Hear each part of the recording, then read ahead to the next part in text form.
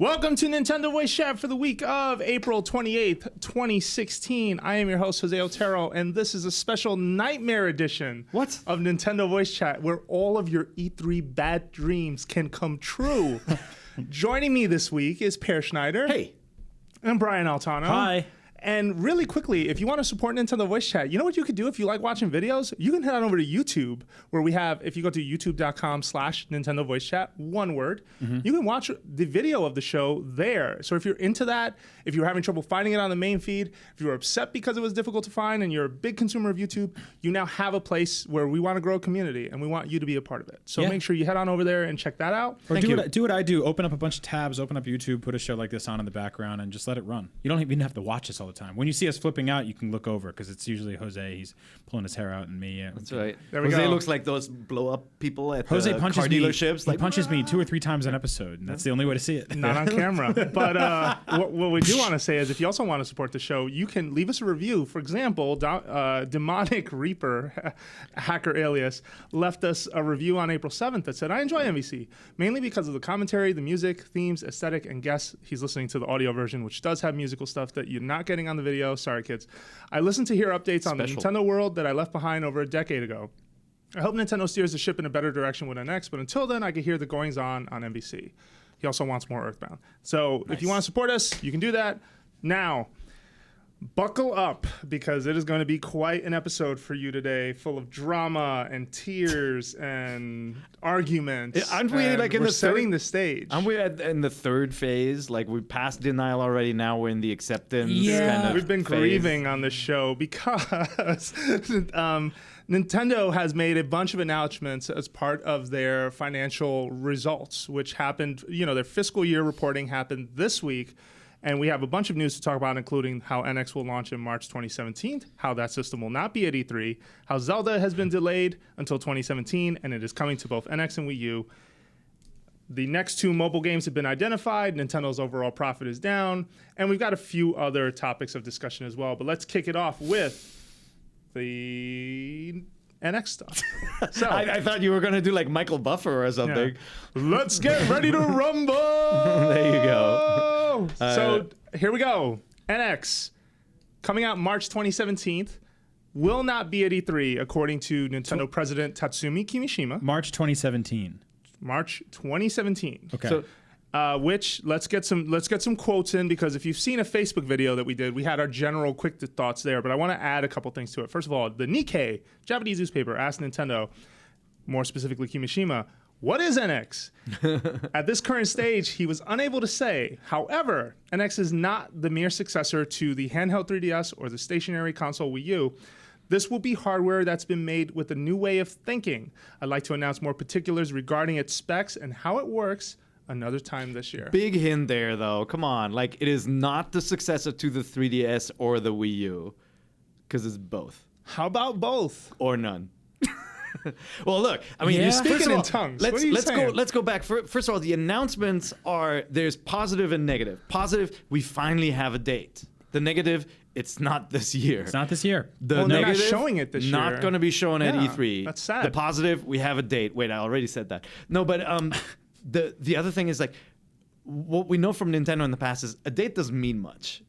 March 2017 could still mean Christmas 2017. Yeah, sure. It could mean summer, right? Lots of things can move It's a good around. point to make. When Nintendo announces dates, sometimes those dates slip. They believe that's going to be the date. Like 2015, Zelda was supposed to come out. It did not. 2016, Zelda was supposed to come out. It has not. And the same with hardware. Like certain launches then got pushed back, like a territory like Europe or Japan got pushed back and got the launch later. So it's one of those things where it's like, yes, it's disappointing, moved out of the year. It's good that we at least have a goalpost. And then that comment that it's not a successor to either one of them, that to me is just a confirmation that it is a bridge device, like this kind of hub of entertainment that can be played anywhere. But what I mean, I'm totally confused by saying it's not a successor, because it's the thing that comes after a thing before it. But that's a successor. But he's saying play video games. If it plays video games and it comes after the thing that came before it, that's literally a successor. Okay, but maybe it also means it is not Wii U 2, meaning like it's not a successor by name.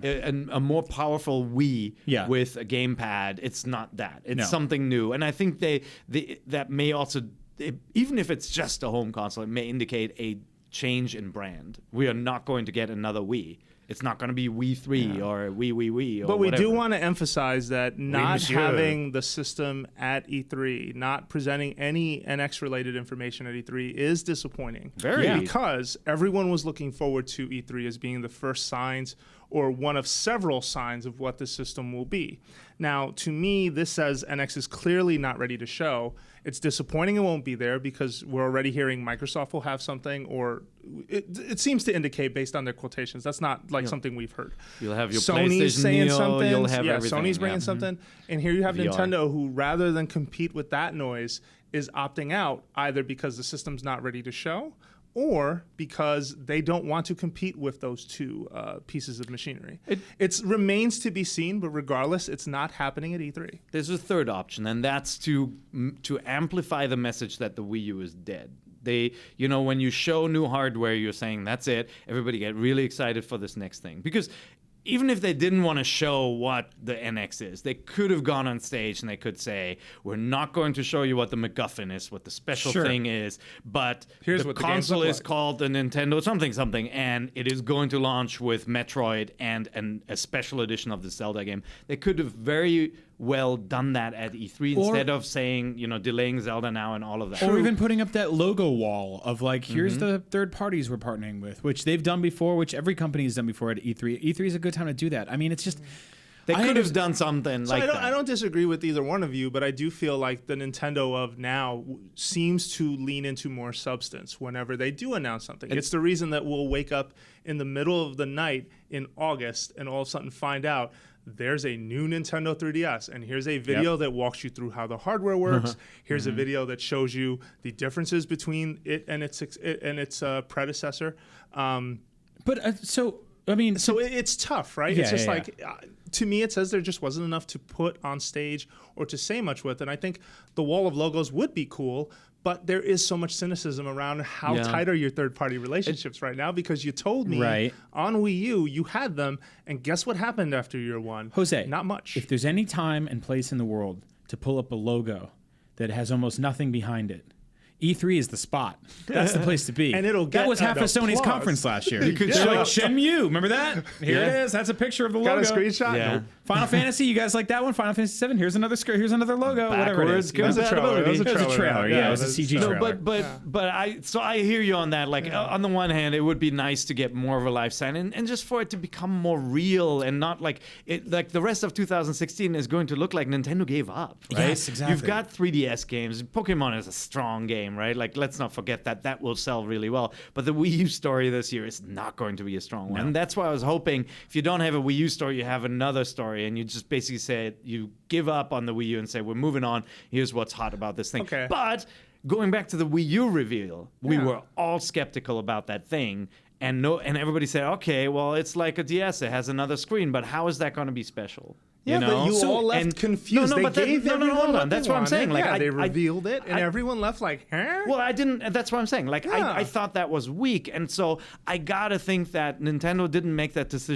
to say NX is going to skip E3. I think the software is in no state to show off what the system really can do. Sure. Or they really feel like it's experiential. It's like you have to have hands-on with it, like with the Wii to understand it, and it's just not ready. So, But we had hands-on with Wii, and that didn't save anyone from the confusion still. It was still with the Wii? Wii U. Oh, yeah. Sorry, meant to say Wii U. Yeah. So But with a Wii, it made a huge difference. yeah, total if we're basing Nintendo's decisions on what they have or haven't done recently, I mean, don't you think that's not very healthy of us or healthy of them to sort of repeat what they've been known for recently? I mean, I would say to try anything new at this point would be good for them because they're not exactly knocking it out of the park on either side. I mean, they're still making great software, but hardware-wise, they're not selling what they used to. But look at the Nintendo of today, and especially the last 3 or 4 years, where regardless of E3, which is this big tentpole event where you do bring a ton of games and you try to show off what your system's about, and we've talked about this plenty of times on the show, Nintendo has been very much about our announcements come when we deliver them. And Nintendo Direct is the way we do that. And what happens when Nintendo does Nintendo Directs? Everyone gets excited. Everyone has something to say. I feel like March 2017, we'll talk about whether they meet the date or not in a second, but not being at E3, I believe, and some would agree with me, I'm not the only person in the press saying this, is not going to hurt NX in the long run. I think when this is a standalone announcement, they will own it. And as long as they say the right things, people will be excited about it. And those are the two most important things to me. I agree. Yeah. All right. Well, I think there are a lot of ifs, and I think depending on what stance you take, it is completely understandable that they're not showing NX, right? Like, if they really couldn't show its power, then it's better that they don't waste their time and show it now and get everybody, talking crap about the machine and saying Nintendo's going to fail. Which I'm totally fine with, but where does that leave Nintendo fans in 2016? So we're going to get to that. There's a topic later on where we're definitely going to talk about what is going on with Wii U in 2016, and I think that's a really important thing to hit on. I do want to bring up a question emailed to us by Royce by email. If you're interested in emailing, Royce Verboom is the name, but I'm not sure I'm saying that right. If you want to email questions to the show, you can always do that. Email us at nbc@ign.com, by the way. So the question is, if they say no NX at E3, does that exclude it from a Nintendo Direct that they air, or does it just exclude it from the E3 show at all? So I chose to address this question because just like last year when Nintendo told you no Zelda, we said on the show, you're not getting a Zelda, you're not getting a logo, you're not getting a trailer. They said no Zelda. This is like when you get sent to your room and your mom's like, no TV. You're not getting that. It's unfortunate, it's sad, but it's the reality. But it was so used in media, and especially in entertainment media, is like, well, the next Star Trek movie is not going to have Khan in it. And then it's like, oh, come on, right? Like, it's... You always have to handle all of this stuff with a certain dose of mistrust, and especially with Nintendo sometimes saying, "Oh, we're not working on this game," and then you get a game that is that game. Yeah, but when it's an announcement that says we're not showing this at the show, when it's to shareholders. That's the difference. When it's a shareholder, it's serious. That's an important thing, because what you just mentioned there too. There's that, and that's why I was sort of kind of happy about this news, because there's that and Nintendo knows this. There's that childlike wonder of imagination that goes, and adult-like, that goes into the brains of every Nintendo fan leading up to anything like this. They're gonna make a Donkey Kong and a Mario and a Star Fox and a new F-Zero. Oh, Reggie's wearing a pin with Samus on it. I bet they're making 3 new Metroid games. And it's like, no, you get Federation Force and maybe Kirby Basketball. And shut up. Here's the thing. I don't think you can be disappointed in Nintendo's E3. I want a Kirby basketball. You cannot dream this time. It's like I saw this mock-up of the leaked Nintendo E3 list, and it's just Zelda on it. And it's like, if you hate surprises, this year's E3 is for you. Well, totally. And I think it's like that's kind of good that they sort of leveled the expectations going in, because otherwise, people get that it's that megaton bomb hype train thing going, and you psych yourself up that no matter what, you're going to be disappointed. And I think if you go into this E3 going, okay, it's just Zelda, anything above that is a wonderful surprise. I didn't know they would have Kirby Picross. Kirby basketball. Awesome. I do want to throw out there, though, to your point about talking to investors. Last year when they told us about Zelda, that wasn't to investors. That was just a straight up announcement that Zelda was delayed and it wasn't happening. So whenever they say it isn't happening, you don't have to treat that with mistrust. At least when it comes to showing something at an event. When it comes to, we're not working on this game, 100% keep the mistrust. I do want to say, though, this doesn't I wanted to ask you a quick question when you have a second. Okay, yeah. Okay, I'll just throw out this last thing. You personally, because I know you'll have a good answer for this. Yeah. What was the logic behind showing Zelda so early to begin with? If it seemed like it wasn't anywhere near where they wanted it to be, even now. Please buy our system. Yeah, which system? So please buy our system, Wii U. You gotta remember, that was 2014. That was a year when I think they still thought they could save this. Did they announce this game in 2014? That was the year we saw it the first time, was 2014, Brian. That was the same year they announced Splatoon. That was the same year they talked about Captain Toad Treasure Tracker. That was the same year they were trying a lot of different things with the gamepad.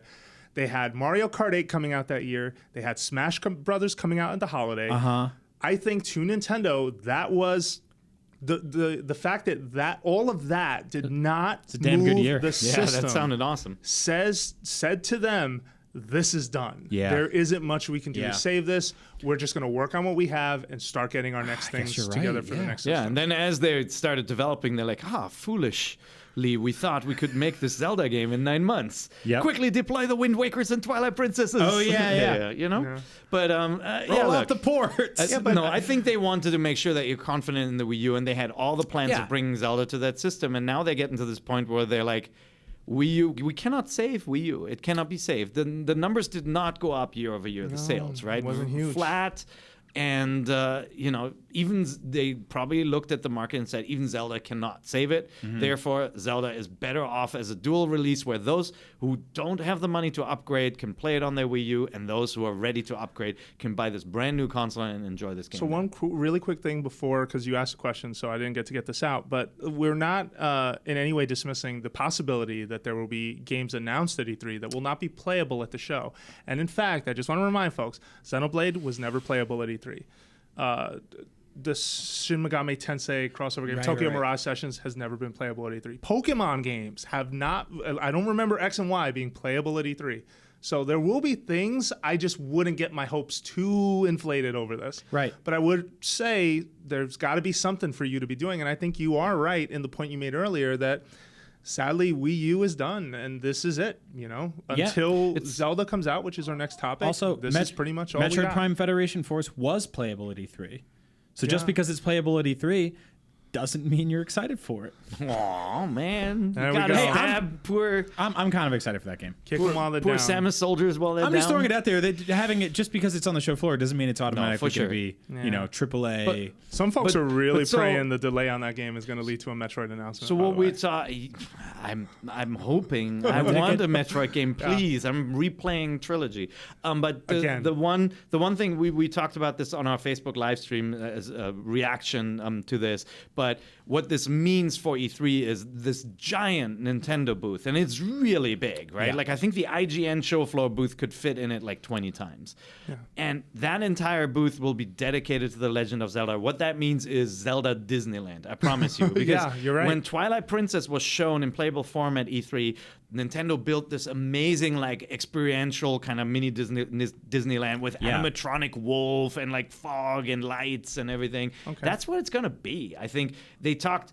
It sounded like a bull excuse, like, oh, we want to ensure full immersion. Yeah. That's why we're not My showing left any foot. of the other 1,000 games we're making for Wii U. No, of course Like not. you're going to They be walking have- around being like, I'm so distracted by this Metroid Prime 4 sign over here. Get this out of the way. I'm in Zelda Town. But what they mean with immersion is like I think it will be this cool experience. It'd be awesome if that was open to the public, and maybe they will take that display on tour to Gamescom or PAX or anything. But Well, and it's also an admission that whatever they are announcing may not be ready in a playable state for a lot of people to play. Well, they've actually been really good with Retro that. takes a long time to make a good Metroid. Nintendo's game, been really good with that the last few E3s, actually, to sort of be like, hey, this demo's at Best Buy right now, or you can go here to try this. I wonder what that means too. Yeah. Will Best Buy get a Zelda demo? But I guess we've already started talking about it, but we should start talking about Zelda in general. Zelda, yeah. So Zelda has been announced as delayed, first of all, till 2017. However, big surprise, it's coming to NX and Wii U. The new key art looks really nice, but it's still gorgeous. Link doing what Hold we've on. seen Link do. Now you're moving on to the key art. They I'm gonna start with the swore king up art. and down this game was coming out. They kept on saying it's for Wii U. They kept on saying it's gonna be the big thing this Well, year. wait a minute. And they couldn't make it happen Hang again. on, but I'm not going to give them a pass. That is not okay. It's not okay. That is Hang not on. okay. But they did tell us this thing was always going to still be a Wii U game, and they didn't go back on that promise. Okay, they didn't We're not lie. They didn't lie on that. Man, It hurts. what is going on? Why can't this company pick a date and stick with it? I mean, I know the answer is they're the eternal fiddler. They strive for perfection. Sure. They create a game and then they say, oh my God, what if you could ride a dragon? And then they go back and they spend all this time making it better. In the end, we always get fantastic Zelda games. Yeah, well, I think it's that man. coupled with the expectations that I think people have of a game of this caliber, and not just of Zelda games anymore. Just a fantasy-driven, third-person open-world game has a lot of baggage and connotations that come with it now in 2016. And I don't know how much they're reading into that, but I do remember seeing some quotes for them saying that they were looking at other games in this genre in the last few years, and sort of, Open world Skyrim. Aonuma's admitted that the Ocarina of Time formula has been the basis of their formula for a while, and it's time for something different, and it's time for something new. And I'm every time he opens his mouth, it says something about the next Zelda. I get like almost at the edge of a cliff, like, oh, say a little more, please. Say something, and then it fizzles out. But we know this is the only playable game at Nintendo's booth. It will be the game they are dedicating most of their talking points towards. That is sad, but at the same time, we're finally going to get answers, which to me, I mean. Wait a minute! just want this game I to just come thought of out. something. We're gonna be playing the Wii U version. That's right. Yeah, we will play the Wii U version. I don't want that anymore. That's not like good watching a enough for movie you? on DVD now. I don't even know what the NX is. Yeah, I was gonna say you don't even know Okay, what take the your NX monocle out for a controller is. second. Just What if the NX is just a little handheld screen? Oh man, You want the Wii U version then? You want to play it on your big screen? I will say this: history has shown that when this happened with Twilight Princess, and you had a Wii version and you had a GameCube version, secretly the better version was the GameCube version. You think so? It absolutely was. I think the Wii version was good, but I do think the GameCube version was better. It just didn't have the technical bells and whistles, the 16:9 presentation. You know, a month ago, with buttons, that game was so much better. Yeah. a month ago No, on that's this it. show, we were talking about NX rumors, and I said to you, I love this part of the console life cycle. And you were like, you do? Why? And I was like, it's just so exciting. I take all that back. This is incredibly frustrating. It is. I want to know what this thing is. I want to know what games I'm playing on it. I want to know when, and not just March. I want a date. And I want to know that I can play Zelda at launch, which they have not I confirmed. don't want them to Say- give me a date anymore. They've not given me an accurate date. That's It's 2 such strikes. long- I guess in you're the right, yeah. The Schneidertown. By the way, you said history has shown something. History has also shown that in February and March, only handheld systems are launched. Yes. yeah. The 3DS, the PSP, the Vita, the Game Boy Advance, Game Boy Advance was a little bit more in the summer, but February, March releases have always been handhelds and Yeah. not gaming consoles for like at least in the US, right? Oh, I can't remember the last time Does that mean it's I can't remember the last time a home Handheld? console launched in the spring. Actually, Saturn? Was it the Saturn? I think that was Saturn. Yeah. All right, joining Yeah. good company there. No, but it's just like Illuminati you always look at the confirmed. console launches and people are like intense in bundled up. It's Yeah. the winter time, So I'm not sold on the date yet. March 2017 to me says they think they'll be done by March 2017. March 2017 to me doesn't say it's actually happening. It also seems really ambitious because it'll basically be shipping globally, according to what they said. March 2017, which Right. to me doesn't mean one day. It means like 1 week this territory, another week that territory. Yeah, for but sure. production, man, like how are you even going to meet demand when you're spreading it so close worldwide? So- Does that mean it's not region locked? is that like a fiscal thing? Like, is it a Like, I don't What- think that what's- would hold it up, right? Well, I mean, but wait a minute. Like, who knows? What are you going to say? So I'm is it sorry. like, is that like a fiscal thing or a financial thing that to do that in March to get ahead of investors? I Well, don't the know. year ends in March, right? Yeah, the yeah. fiscal year ends in March. So I'm wondering if there's anything to that. They or want if- to close out the year with a bang. With a bang. Sure, or if they can go back hat in hand to investors and be like, we have this, this, and this. I mean, I mean, Mitomo was a launch Sure. in March too, and it didn't earn a ton of money, but it got them attention, and it was a positive note because the first thing shipped. But Right. certainly you want to end the year on a positive note. And yes. like from an investor perspective, right? They had to come out and they had to say what they're doing for the rest of the fiscal year, right? Because they have been challenged. They don't have that much product coming out. And so they picked the last possible month, which, like if they had said, oh, sorry, it's not going to ship this fiscal year, that would have dropped the stock price. And the stock price did fall, but not 8%. We're going to get to that. But not that significant. If you look at the fact that they don't have a big Christmas game, they don't have a big holiday title, like that stock, that's pretty rock steady for having such a major bombshell dropped into people's laps, Sure, right? sure. All right, so let's circle back around to Zelda though, right? Like, so we're all pretty much we're getting Zelda. That's a good thing at E3 at least. It's a great it thing. sucks that Yeah. we are not getting this on Wii U first. That it is going to launch on NX and Wii U at the same time. That's unfortunate for Wii U owners because they can't wait anymore. I feel like I've gotten a couple of emails about it. So do we know for sure it's the same time? Yeah, they said Like the same day? simultaneously. Yeah, Okay. well, simultaneously. Could be same It- week, it could be be 2 same weeks week, later. Could be 2 weeks. Well, because that's the way Twilight Princess Yeah, was. it was a That's few right. weeks. Yeah. Yeah. No, totally. Okay, so we got a question from Taylor on email. Since Zelda Wii U is now also on NX, does it mean it will have a gamepad-like controller? He's talking about NX. Thanks, guys, and keep up the good work. We don't know. And I think part of playing that game at E3 for the first time will set 101 questions running through people's minds about what this experience is like or how different it is on the next platform. It was when it was shown for the first time. It was not shown as, "Hey, look how crucial the gamepad is for this game." Right? No. Very different from Star Fox, where it was like, "Hey, this is designed with the gamepad." Mario Maker with Zelda, it was not shown as the crucial element. But we Right. have said on this show before that second screen has helped Zelda be a bit more fluid, a bit faster. Sure. Inventory, maps, etc. Like having that information as something you can quickly go to has been a benefit for the remakes that they've done, and even the ones on 3DS that have been using a second screen. But not to this huge extent, I'd say. Like honestly, I mean, when you don't have menu. When you don't have an item screen, you pause for a second and select your item, and you can map items to buttons. Like I never thought that is the most important thing in a Zelda game. No, for sure. You can easily do it without it. Well, there's motion aiming. We saw that during the Game Awards show. You'll be aiming via motion. Does that mean NX supports some form of motion? What device doesn't? I mean, including PS4.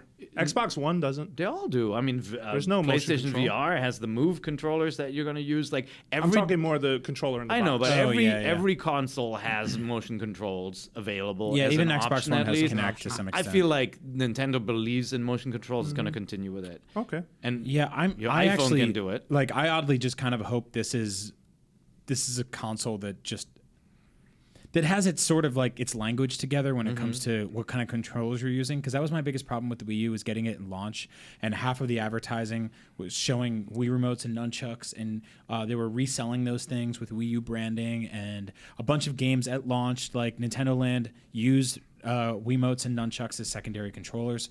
I'm kind of okay to just kind of move away from all that. I am too. I'm honestly, I mean, like just opening the drawer in my living room, like the Wii U stuff takes up so much space now because I feel like I need the Pro controller and the GameCube controller for Smash, and like just this controller variety has become very, very taxing. It just feels very backwards to me. And I was going through the same sort of logic when I pre-ordered my PlayStation VR. I'm like, oh, I have to buy Move controllers. Yeah. Those things are and from a camera. and a camera. Those things are from 2010, like 11. How old are those things? They're incredibly old. So I'd rather move all that stuff in a storage and just get move with on, get something new. Yeah. Totally agree with you. I understood why they did it with Wii U, because Wii was such a huge success. Yes. They felt like all the people who spent significant dollars on controllers, it's a cool selling point to say, hey, all of that stuff still works. Yeah, I get and that. the games that have used motion are pretty cool for the most part. I agree. And you wouldn't have been able to. Exactly. And I'm okay with that. I just really want the NX to be a completely fresh start for them. I think that bringing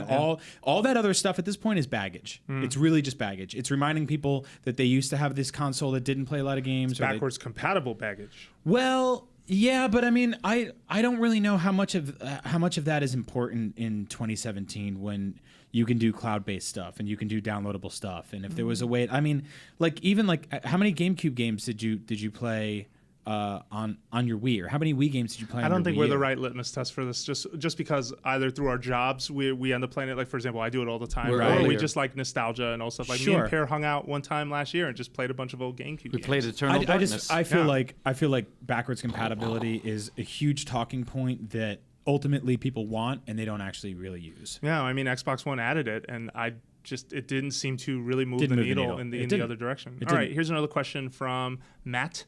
Who says, I was wondering your guys' thoughts on Zelda Wii U coming to the NX.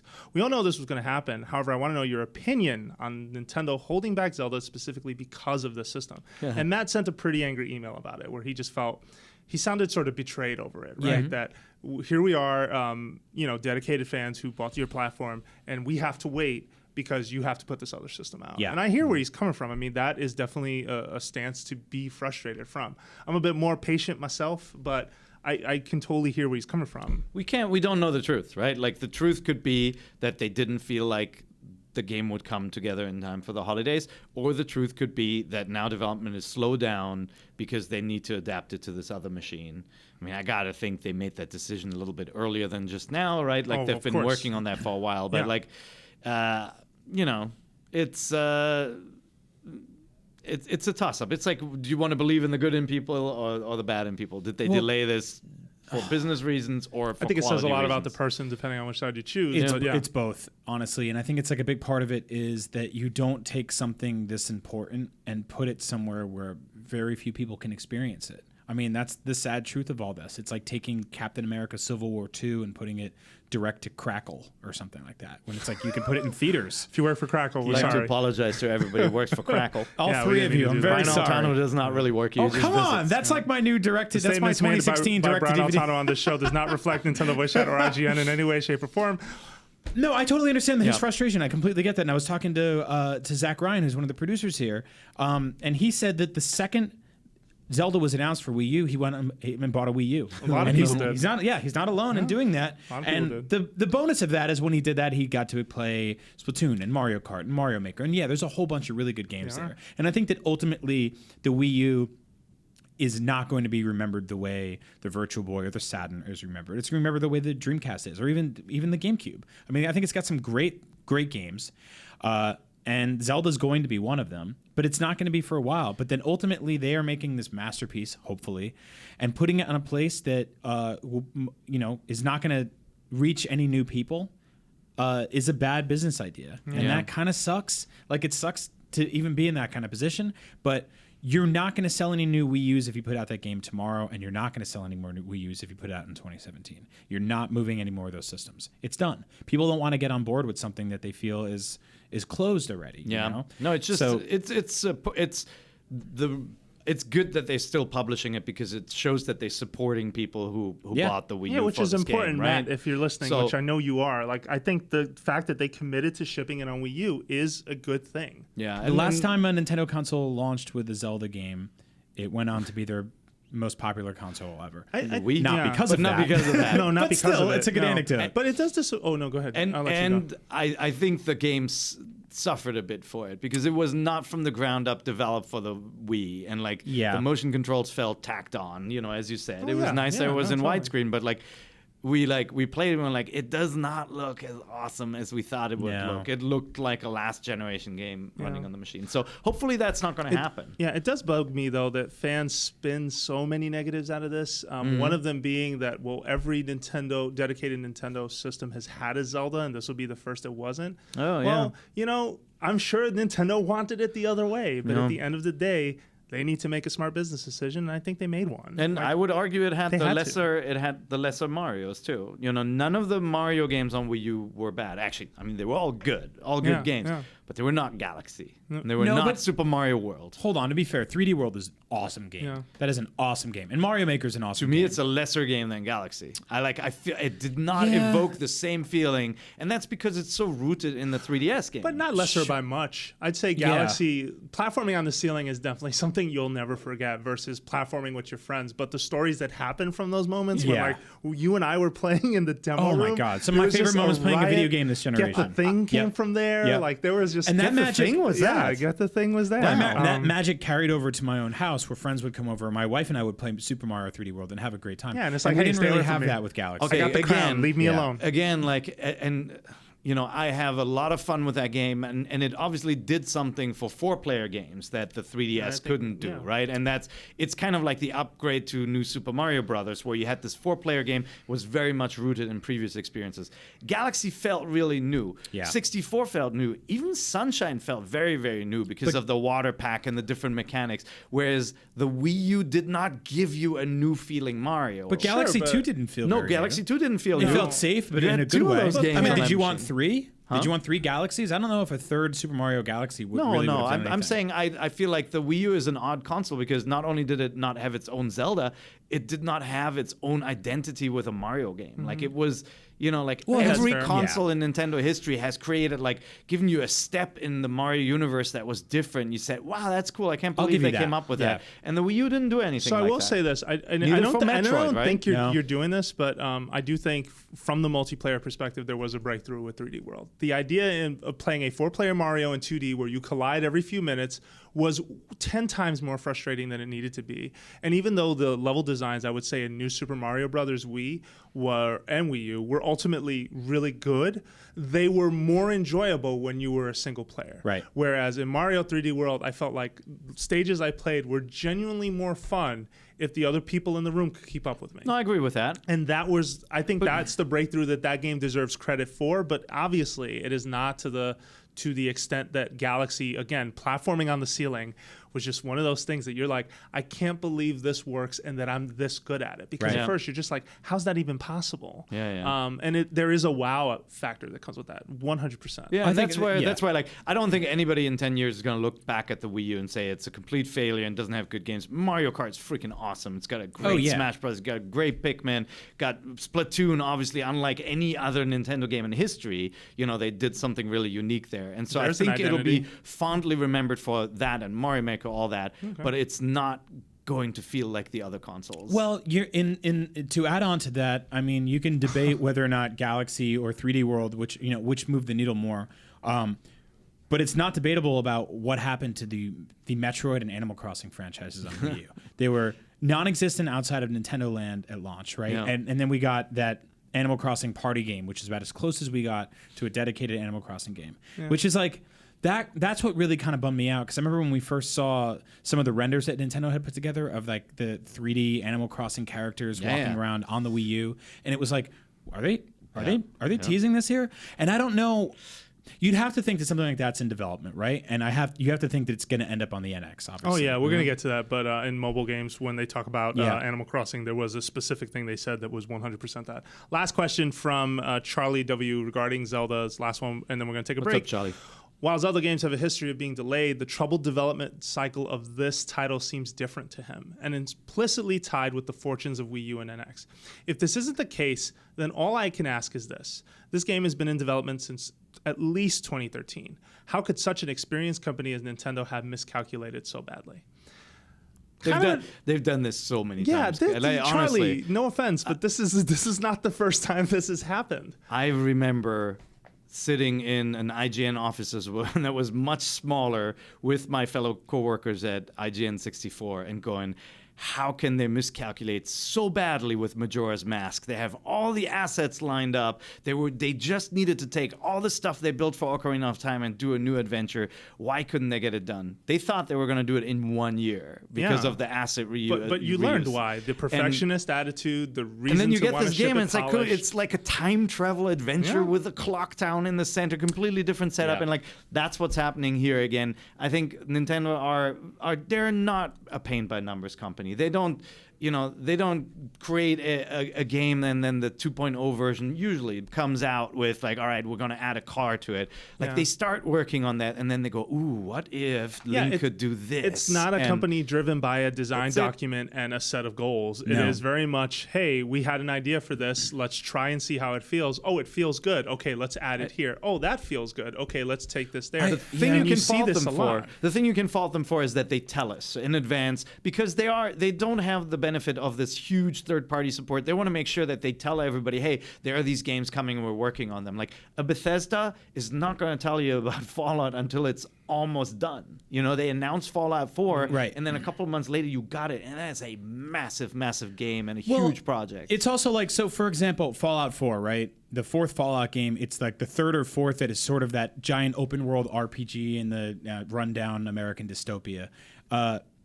I don't know how many people are working on those games, but I feel like they have their rhythm down by now. You look at the Legend of Zelda franchise, and you look at the first Legend of Zelda game ever made. When it first came out, there was nothing like it. Link to the Past came out, there was nothing like it. Ocarina of Time, absolutely nothing like it. Now, the games after that sort of deviated around becoming bigger and bigger versions of Ocarina of Time. Wind Waker went in a different diagonal and gave you that open world that kind of wasn't. It was more of just like a big sea. There is no game like Wind Waker There's either. nothing like Wind Waker. So unique, right? And you look at Majora's Mask, you look at Skyward Sword, like they kind of pared down versions. They're not really like giant sprawling games. They're a bunch of interconnected kind of large sandbox They're more like areas. Darksiders, Now, like some of the games that have aped Zelda over the years. Absolutely not. No, you don't think so? Darksiders is kind of, to me, like Darksiders has always been like the so-so Zelda clone. I've never been. They're not that in the same enamored. league, but they take the concept of a Zelda game where you have these item gates and these unlocks, right. Yeah. and then they make it a little bit more compact. Sorry, I have. You don't. I know some folks really like Darksiders, and Yeah. I don't begrudge them for that. And I'm not trying to begrudge you, but I don't think Darksiders is anywhere Right. near No, so Zelda's league. I wasn't saying that. I'm saying like the style of Skyward Sword is closer to the games that aped the original Ocarina of Time formula, Yes. where you have these more. You don't have this sense of this overworld that is so connected and Right. like. So now more that level-based. brings Sure. us up to Legend of Zelda NX / Wii U, right? that is now not, it's not looking like it's something that's going to be just very similar to Ocarina of Time, No, for sure. or Majora's Mask, or even Skyward Sword or Wind Waker. They're swinging for the fences here in terms of like the massive third-person fantasy RPG, Grass or cutting. RPG action, whatever, grass cutting. I mean, they said from the start, like, that mountain over there, you'll be able to go to it. And that doesn't mean a warp whistle or like a pipe or whatever, but you'll be able to visit that mountain, which means traveling across the entire land. Yeah. And in the amount of time it takes you to do that, a lot of things have to happen. A lot of enemies have to start popping up. A lot of flora and fauna. Or whatever they decide on. I mean, you don't want it to be like something that always happens. Like maybe sometimes nothing. No, maybe sometimes nothing happens. Yeah. But it's not going to be Shadow of the Colossus. No. It's not going to be this empty No. world. Like stuff will happen. No, and so I think they probably started making a game like this, and they looked at it, and then they started looking at the other games in this genre, and they said, well, these are games with 200, 300-person teams. You look at something like Assassin's Creed, which takes place in 17 different cities across the world, just as it's being designed, not even in the game itself. Yeah. And all of a sudden, you're left with this game that's like, I have to think that in late 2015, they looked at this game and they said, people might think this is a little empty. And they started populating with more and more things. And that ultimately means we're going to get a game that's a lot more bustling and alive, and that's going to be really cool. But like, it's going to take them some time because this is their first time really doing anything like this. That's my theory on this game. No, and they experimented with the open world format in a much more familiar setting in A Link Between Worlds, and that was a really refreshing thing, a thing that we really enjoyed. Right. I think the dungeons suffered for it, but regardless, having the ability to choose, I think the item shop did degrade the dungeons a little, or at least take them down a notch. Sure, because and they were definitely not up to par with what you found in Twilight Princess or what you found in even the original Link. And think about some of the hardest work in the video game for something like that is the overworld design. Yeah. And for Link Between Worlds, especially that was done already. Yeah. They well, had especially a map. if you want to make it not just your by the numbers overworld design, right? Like, you want things to happen. I think that takes a little bit more time. Sure. All right, but we are out of time on the topic. We're going to take a break. We'll be right back. Don't go anywhere. Listen. And we're back. Jose Otero here with Per Schneider Hello. and Brian Altano. And Nintendo announced 2 franchises for its mobile games, which we talked about in a Facebook discussion. You can check that out on the site. But basically, Animal Crossing and Fire Emblem My wish list. are now basically on the slate to be smartphone games. Yeah, I think the only other title I said would be perfect was Advance Wars, which was like Fire Emblem, right? Like, but Fire Emblem, you don't need buttons and a D-pad. You can play with a touch screen. It is kind of a game that you can play a little bit and you can pause it and you come back later and you still understand where you are, right? Yeah. Like, you're not cut down in the middle of action, and it can be more bite-sized levels and you can level up your characters. It's perfect for a device that you have in your pocket. And they've been playing a lot with DLC, right? There are new maps coming for Fates now. And so on a mobile device, I think they can do a lot with DLC releases. They can even make the game a little smaller at launch because they can deliver more content over time.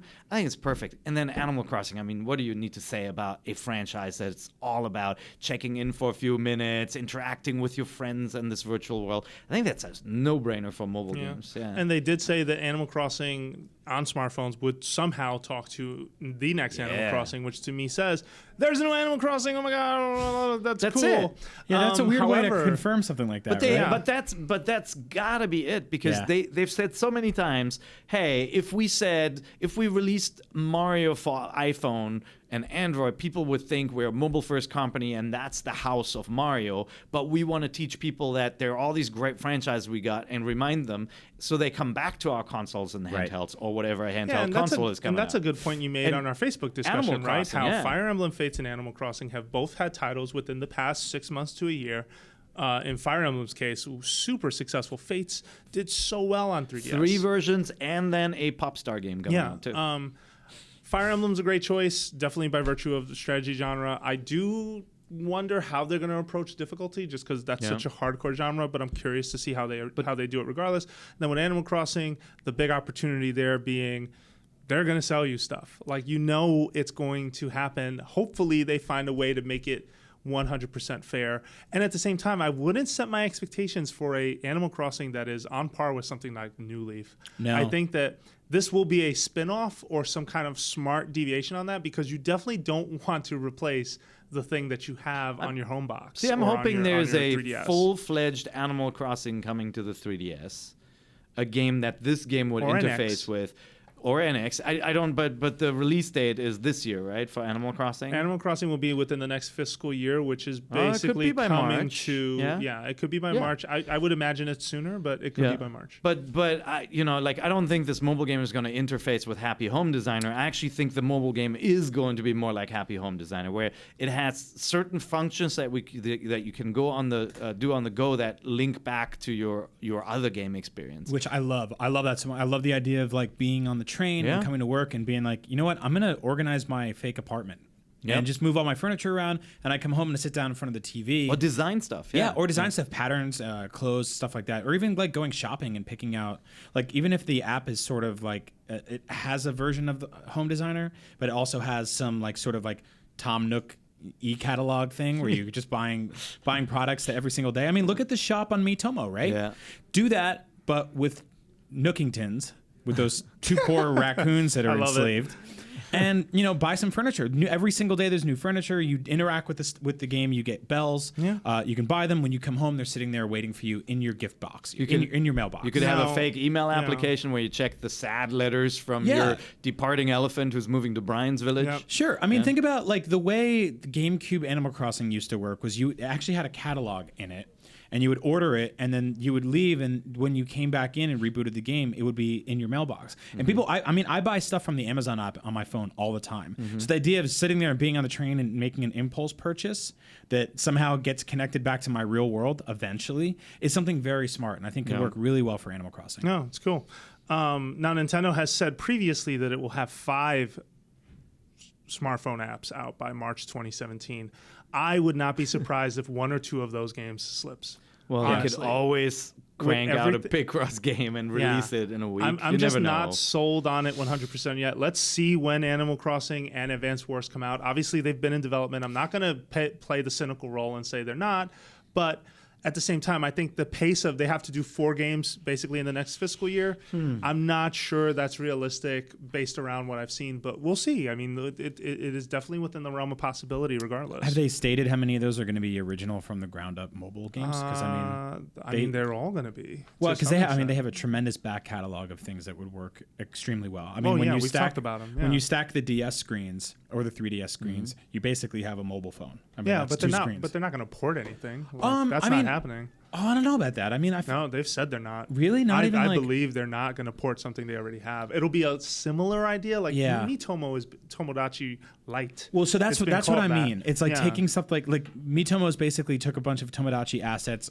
made them way better looking, added a bunch of cool stuff, took away a bunch of cool stuff, and But it's not Tomodachi Light. But it's not Tomodachi. Right. Life. But what about a Nintendo Puzzle League or something that is not the exact port of a past Puzzle League game, but is also not this giant development effort? Yeah, or like a Kirby's Canvas Curse type of situation, I or think Yoshi's these- Touch and Go. Like, I mean, Yeah. like things that are sort of like just something that costs $1. It's a quick time waster, about as simple as Angry Birds or Flappy Bird or something I like don't that. know. When I look at Miitomo and I see how much effort from an outside perspective went into that thing, I just don't think they're approaching smartphones with a forgettable kind of, oh, it's whatever, or it's a port of something we already had. Like, I think to them, it's very much, how do we make this work so there's a business model and revenue behind this, but at the same time, we still have a game in here somewhere, which Miitomo Sure. wasn't a game. No, it wasn't. But what I'm Not at saying, all. what I'm saying is that Nintendo was very much ahead of the curve when it comes to quick, easy to play, difficult to master, smartphone style games. I mean, even back to their what was it? All the Mario Advance games, or what were the other ones that they started putting those mini games in pretty much every one. Oh, it was yeah, like yeah. Super Mario 64 You're talking about- DS. Yeah. You're not talking about e-reader stuff, are you? No. No, the little mini games that came with the re-releases of the classic Mario games. Yeah. They had like little got it. multiplayer Yeah, challenges. even and- Mario, New Super Mario Brothers on DS had a mini game collection that all of that could have worked on a smartphone. No, Right, and all of exactly. those were in Mario 64 as well. Mario 64 DS. They've been making games for so long that it's like to put a cartridge in and to load up a system and to press play and get in there and start playing it. Could have worked so much better if it's just an app on your phone. You click a button, it's up, and you're playing it within 30 seconds. Yeah. I could see them recycle something like that. Yeah. Sure. So regardless, Animal Crossing and Fire Emblem, both perfect choices. Yeah, I think that's Grady's nice. happy. Very cool. Question from Troy in Australia with the recent announcement of Oi. more Nintendo mobile titles. Do you feel games like Star Fox Command and Advance Wars could work for mobile? We've answered half of this question. Advance Wars would absolutely work. Yes, Star give Fox it Command, I'm not me. so sure. I think that, again, they're not going to do ports. Maybe there's some sort of, if they do a Star Fox game, they approach it in a different manner. I'm not going to sit here and guess because I hate playing armchair developer. Yeah. I'd love a turn-based Star Fox universe game though, like with Landmasters and Great Fox and stuff, like a turn-based Or at least do a real game. board game like that, That'd like be your Star really Wars cool. game that Yep. you play. I forgot the name of it. What's the one that you have the miniatures the for? Star Wars miniatures. Yeah. yeah. Okay, X-Men. cool. All right, so then moving on, let's head over to the real bad news. So overall profit Wait, what? for There's more? Nintendo. There's more. Overall profit for Nintendo is down 61% for the year. We saw this coming. I mean, come on, lack of strong Well, games for Wii U and I think 3DS Nintendo saw in the this coming, too. holiday slot at most, right? Mario Tennis, Animal Crossing, not so great. Xenoblade, the exception. Xenoblade Chronicles X, seriously good game.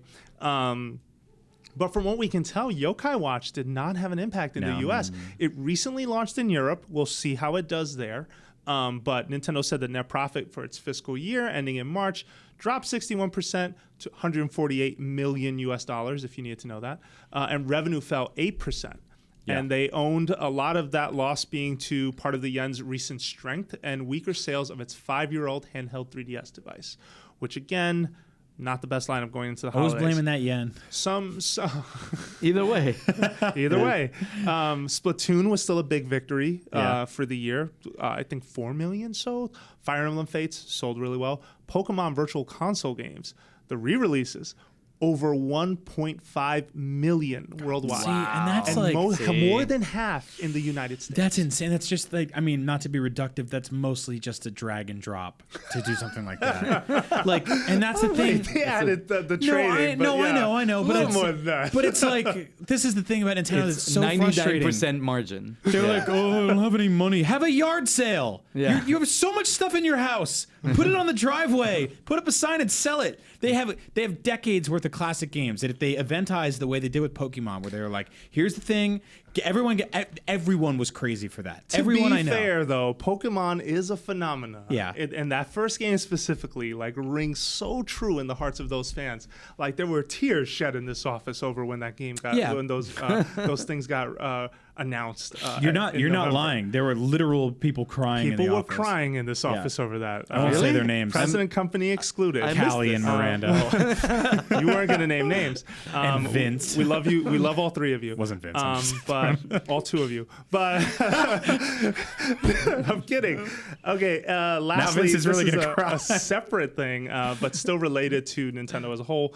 Nintendo's selling its majority stake in the Seattle Mariners. So if you didn't know, fun fact: Nintendo bought majority stake in the Mariners in 1990s. I want to say it was 92. Hiroshi Yamauchi owned 55% of the team. Yeah. He then transferred that to NOA in 2004. I mean, may he rest in peace. He passed away, I believe it was 2014. Yeah. Or 2013. I think it was 2014. And Howard Lincoln is going to retire from being CEO of the Mariners. The Howard How Lincoln. cool was it to read that guy's name this week? That it brought was back cool. so many good memories. But he will stay on on the board of directors for the team as Does a he whole. still do but- the bow tie? No, you're thinking of Howard Phillips. Howard Lincoln was the lawyer that basically won the court case with them against Universal by Donkey saying, Kong. this is not the same Kong, backed up. Okay. Donkey Kong. I was not thinking a about King Howard Kong. Phillips the entire time. Yeah, Oops. No, it's crazy, right? That was one example of how they diversified, but it was a passion project, right? Yeah. Yamauchi was so much into baseball. But he never went to a game. He never went to a single Sierra Mariners game, famously. Yeah, but he Or never played infamously. Nintendo games either. Yeah, he But didn't. he loved it from afar. And He one was, of the you know, richest men in Japan in his day, like no question. Do want to say though that I wonder. There's two ways you can read this. One is that with Nintendo talking about entertainment and branding, Yeah.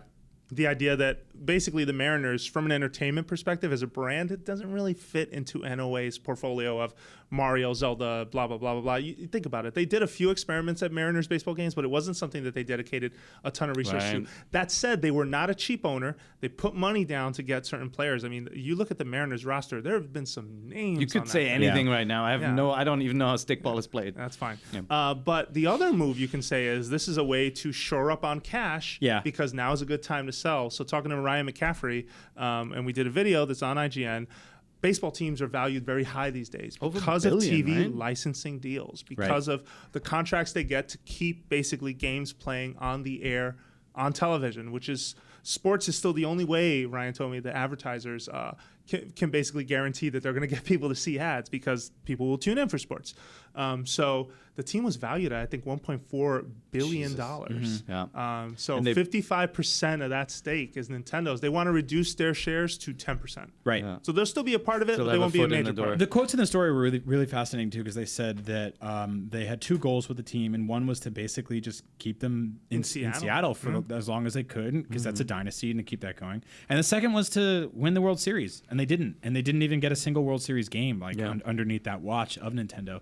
They got a couple Nintendo Power covers, which was interesting. Because I remember Ken Griffey baseball. Ken Griffey baseball. I remember that. Like being oddly. You know who Ken Griffey is? Huh? Sorry, yeah. Go ahead. I remember I had to play the game. He was basically a Nintendo character for a while, right? Exactly. He was out there with Mario and Should have Link. been in Smash Brothers. Yeah. Actually, that's really awesome. The bat is in there because of that. Come on. Yeah. So I mean, it doesn't make sense to me. I think it's like.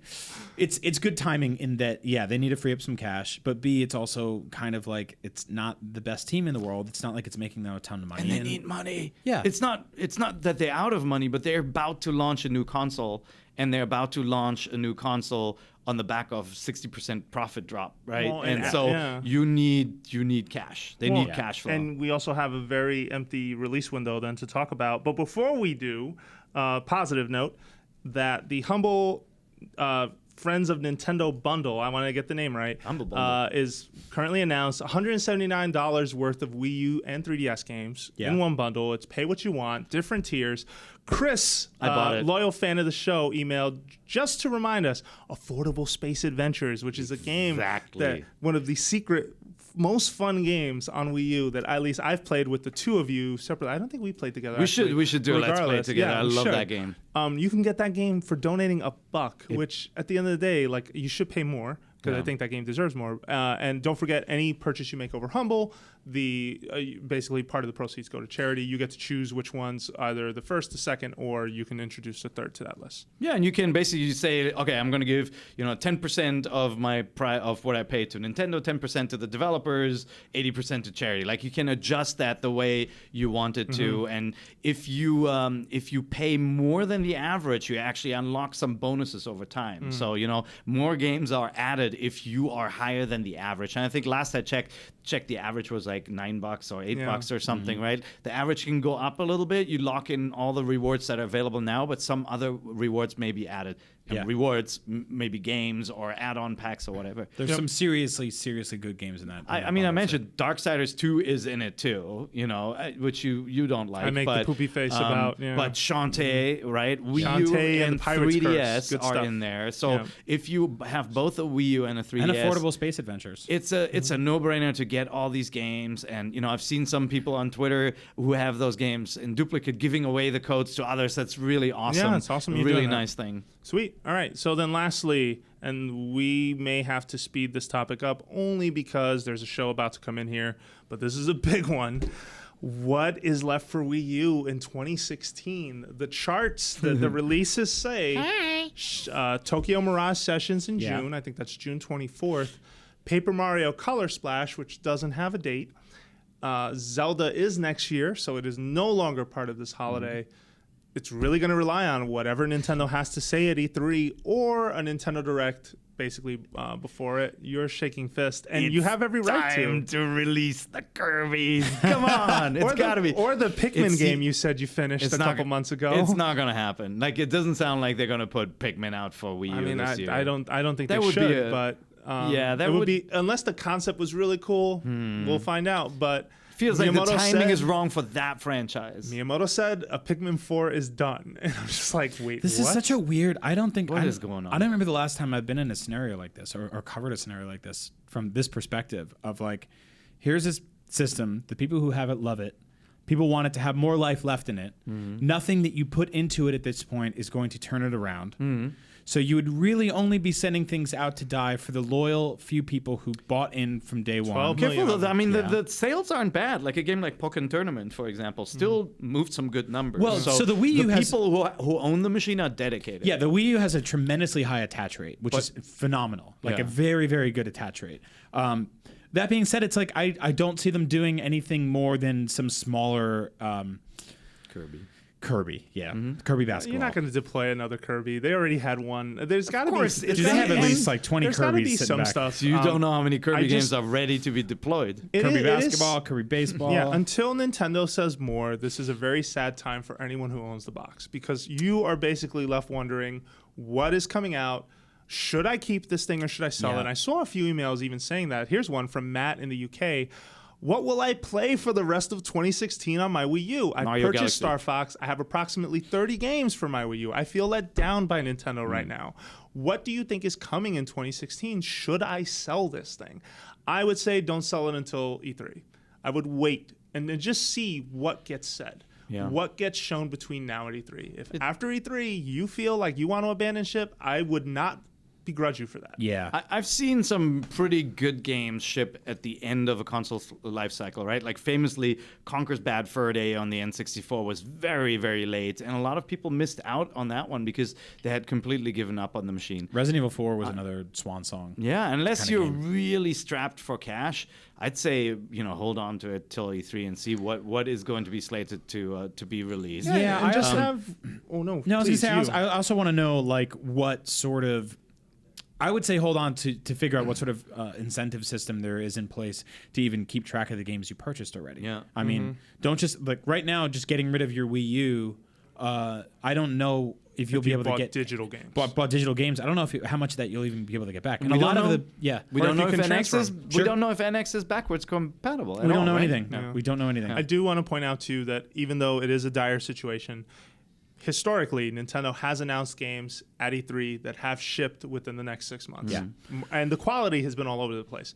We've had stuff like Mario 3D World was announced and it was playable. Like unfortunately, we know that everything else that gets shown isn't playable. Right. But 3D World was announced at E3. Tropical Freeze was announced at E3. That was still a good game. Yeah.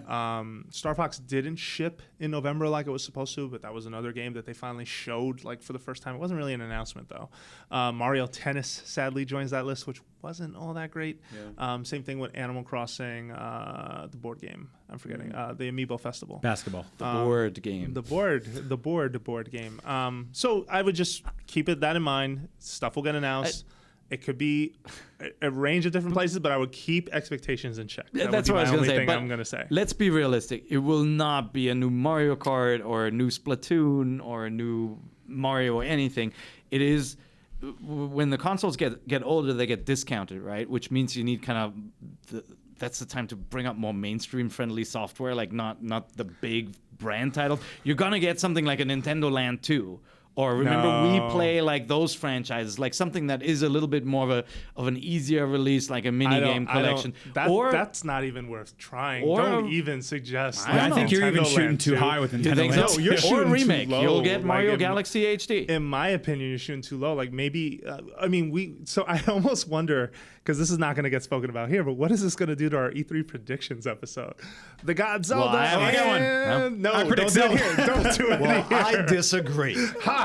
All right, well, we got to go. Thank you so much for listening to Nintendo Voice Chat. We are a weekly show on IGN, but we're not the only one on IGN. You can support us by heading on over to Google Play or iTunes. Type in Nintendo Voice Chat because MVC isn't going to bring you the show if you're searching for it. Leave us a review. We can read it on the show. Head on over to our YouTube channel. We have one now. We need you if it's going to grow. And if you want additional content, you're not getting some till those numbers go up a little more. So if you're a fan of the show, subscribe, hook it up, help us out. It's Leave not us a going to hurt comment. you. Yeah, leave a comment. We'll talk to you. I swear. We also read every review too, or at least to ourselves, not on the air. And lastly, tears. you can find us on the Twitter. You can find Brian Altano at. Agent Bizzle. You can find Per Schneider at. Per IGN. And you can find myself, Jose_Otero. Thank you so much for listening, and we'll be back next week with more Nintendo Voice Chat. Get the thing.